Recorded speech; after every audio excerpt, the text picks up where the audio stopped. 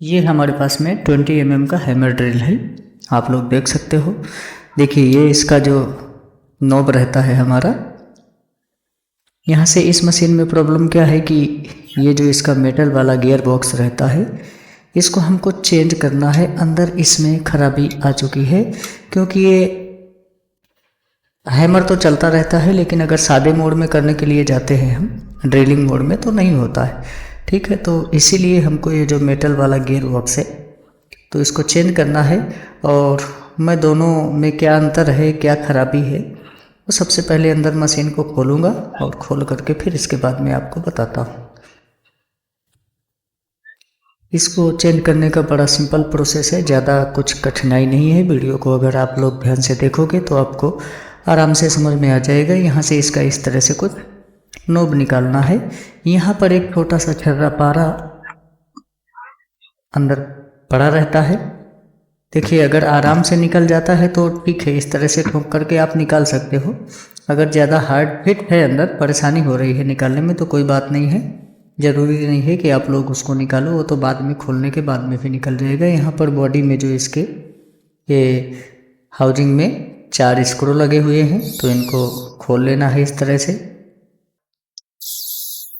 वो पारा का ध्यान जरूर रखना, अगर इस टाइप का दूसरा पारा आपके पास में नहीं है तो अगर निकल जाएगा तो फिर उससे क्या है, वो पारा ही हमारा हेल्प करता है जो हैमर मोड में और सादा ड्रिलिंग मोड में।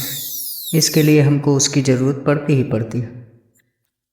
इस तरह से इसमें जो स्क्रू लगे हुए हैं इनको हमको खोलना है, और खोलते वक्त बीच में इस तरह से हाथ से पकड़ करके रखना है कि ताकि डायरेक्ट जो दोनों पार्ट्स हैं इसके, पीछे का मोटर हाउजिंग और इधर का आगे का जो ये ब्लैक वाला गियर बॉक्स रहता है कंप्लीट,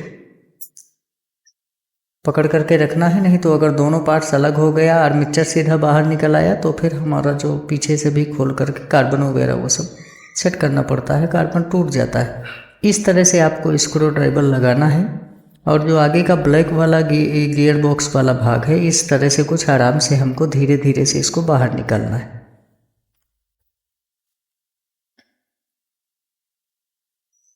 यहाँ से इस तरह से अभी स्क्रू ड्राइवर लगाएंगे तो हमारा जो आगे का भाग है 2 पार्ट्स में विभाजित रहता है ये, तो आगे का भाग इस तरह से हम निकाल लेंगे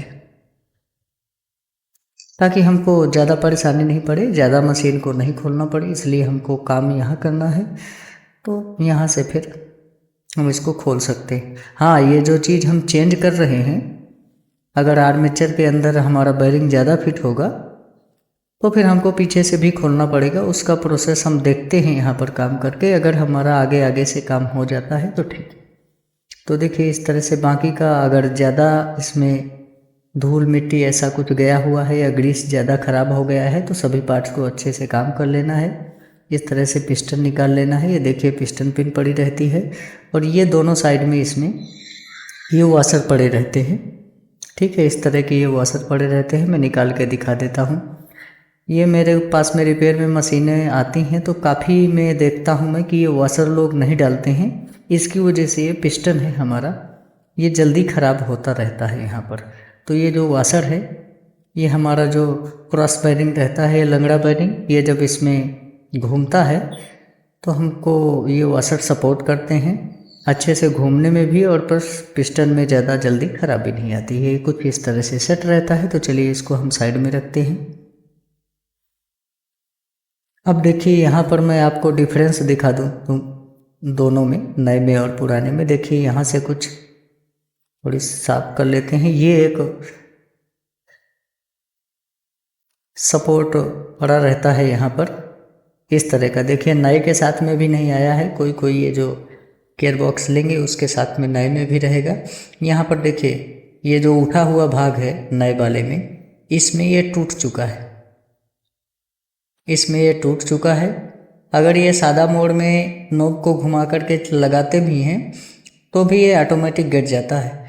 और देखिए ये यहाँ से रहता है,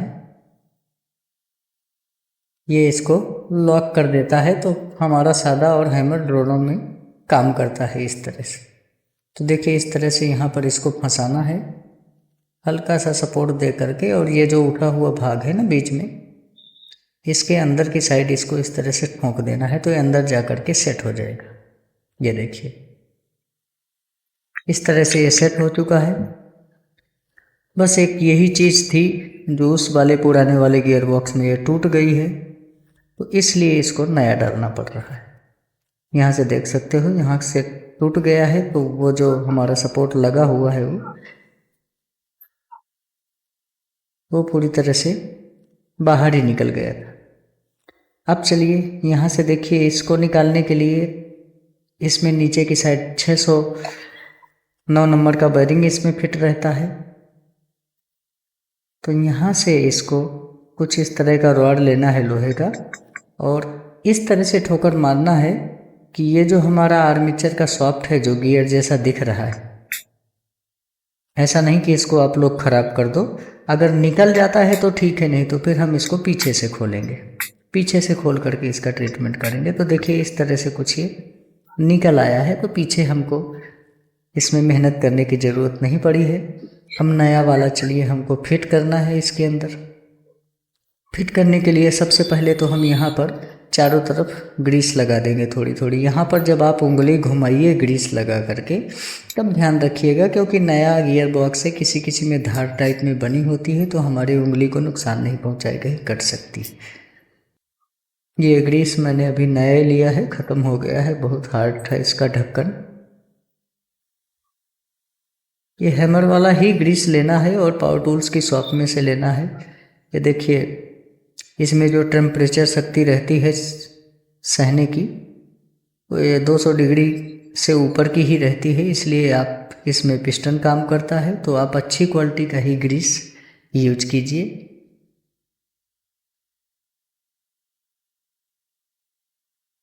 इस तरह से यहाँ पर लगा देंगे, ताकि हम जब बेरिंग फिट करें आर्मेचर वाला जो हमने निकाला वहाँ का, तो हमारे ये ग्रीस की सहायता से अंदर आराम से सेट हो जाए।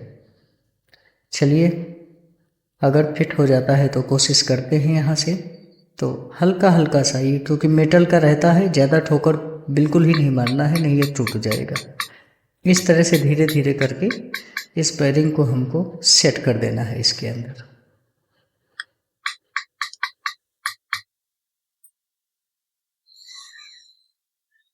इस तरह से इसमें ठोकर मारेंगे और कुछ हम हल्का हल्का इस एरिया में मारेंगे, तो ये हमारा कुछ इस तरह से इसके अंदर सेट हो जाएगा। यहाँ से घुमा करके देख लेना है आर्मेचर को, तो यहाँ से आर्मेचर को हम घुमा रहे हैं गियर को पकड़ करके, तो ये आराम से घूम रहा है।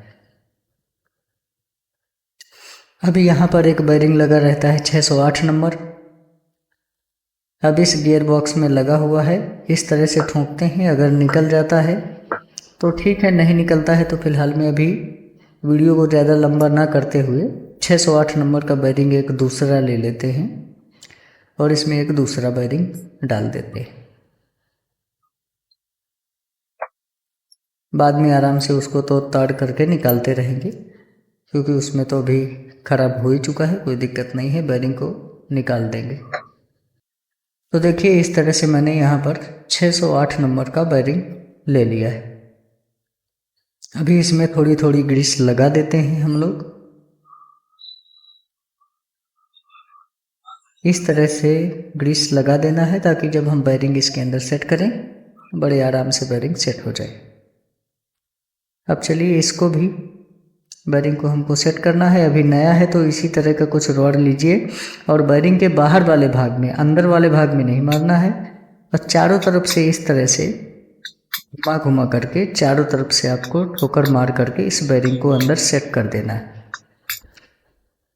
बाहर वाला जो लोखंड का रिंग टाइप में दिखता है लोहे का, बाहर की साइड वाला बेरिंग का भाग, उधर ही आपको ठोकर मारना है। आप ध्यान से देख सकते हो यहाँ वीडियो में कि मैं कहाँ कहाँ पर ठोकर मार रहा हूँ, क्योंकि अंदर वाले भाग में मारेंगे तो अंदर का जो बेरिंग का जाली रहता है वो क्रैक हो जाएगा, खराब हो जाएगा। तो इस तरह से इस बेरिंग को सेट कर देंगे। अभी चलिए ये काम हमारा कंप्लीट हो चुका है।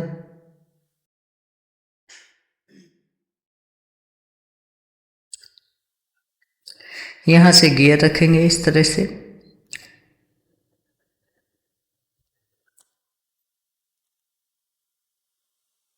अभी ये जो पिस्टन है और ये क्रॉस बेरिंग है, इस तरह से उसको सेट करके बीच में फंसा देना है। वाशर दोनों साइड साइड में रहने चाहिए, पिस्टन की साइड साइड में। और यहाँ से इस तरह से ये जो गियर है इसको सेट कर देना है। मैंने वो वाशर रखने का पहले बता ही दिया है, किस तरह से उसको फंसाना है, वीडियो में आप लोग देख सकते हो। अब चलिए ये हमारा हो गया है सेट। मैं एक बार इस मशीन को सीरीज बोर्ड जो होता है ना, सीरीज बोर्ड, उसमें चालू करता हूँ। डायरेक्ट आपको मशीन लगा करके चालू नहीं करना है। अगर आपके पास में सीरीज बोर्ड नहीं है तो आपको लगा करके चालू नहीं करना है, वरना फास्ट स्पीड में चालू हो जाएगा तो यहाँ पर ये आपसे रोका नहीं रहेगा। ठीक है, ये सीरीज बोर्ड में है। इस तरह से कुछ हमारा ये मशीन अंदर काम करता है, इसलिए मैंने इसको चालू किया है। अभी चलिए यहाँ पर देखिए, ये जो पिस्टन है इसके अंदर जो स्ट्राइकर रहता है वो अंदर हमारा ब्लैक वाले में टूल होल्डर के अंदर रह गया है। कुछ इस तरह से इसमें ग्रीस डाल देते हैं, कुछ यहाँ पर गियर वगैरह में लगा देंगे हम।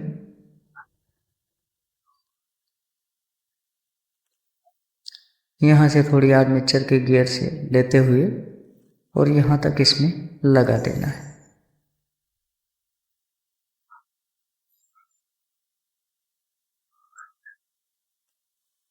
बस इतना ही ग्रीस लगाना है, बहुत ज़्यादा ग्रीस लगाने का बिल्कुल भी ज़रूरत नहीं है। ज़्यादा लगा देते हैं तो अंदर फिर गर्म होता रहता है मशीन। अभी देखिए कोशिश करते हैं, यहाँ से मैं थोड़ी फोकस ऑन करता हूँ। ये यहाँ पर जो पिन लगा हुआ है और छोटे छोटे बेरिंग और वाशर लगे हुए हैं, इसको इस तरह से हाथ से पकड़ करके उंगली से रखते हैं और देखते हैं अगर इसका स्ट्राइकर निकल आता है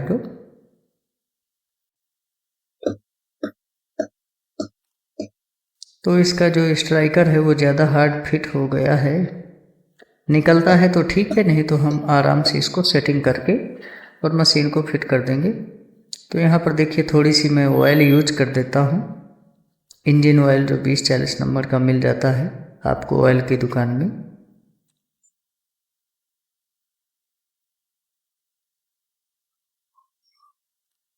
इस तरह से यहाँ पर ऑयल डालेंगे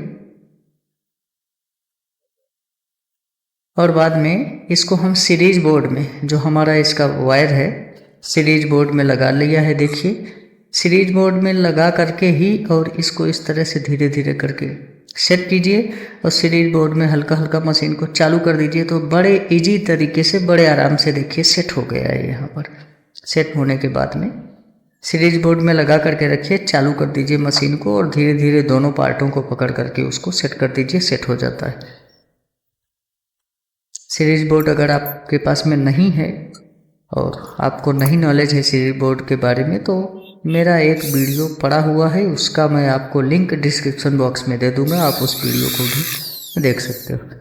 तो चलिए यहाँ से इसके जो स्क्रू हैं, आमने सामने के 2 स्क्रू इस तरह से फिट कर देते हैं, बाद में इस मशीन का टेस्टिंग करते हैं।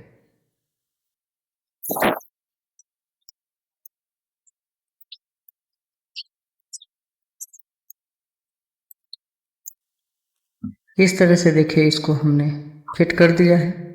चालू करते हैं मशीन को।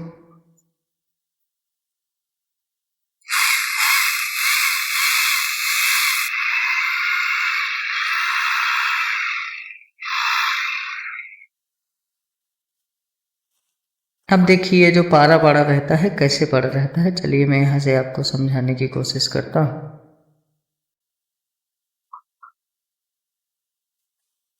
ये देखिए कुछ उस जगह पर ये पारा सेट रहता है। ठीक है, आपको शायद क्लियर नज़र आ रहा होगा।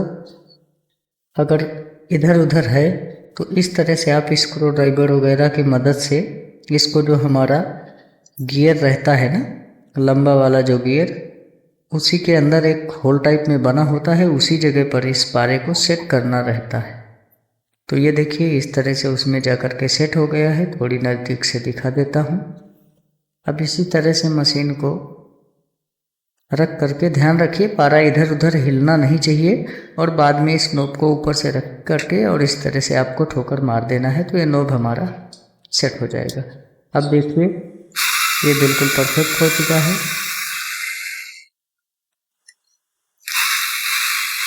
मशीन चालू हो चुका है। अब चलिए मैं इसके अंदर ड्रिल बिट डाल करके और इस तरह से लकड़ा ले रखा है मैंने, और इस लकड़े के ऊपर इसका जो हैमर है वो चेक करके दिखा देता हूँ कि कंप्लीट चल रहा है या नहीं चल रहा है।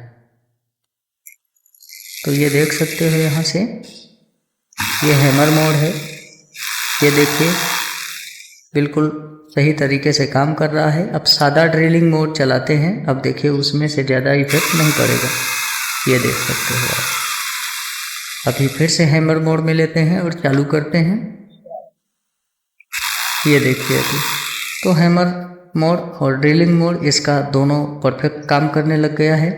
बस कुछ इसी तरह से इस मशीन को कर सकते हो रिपेयर।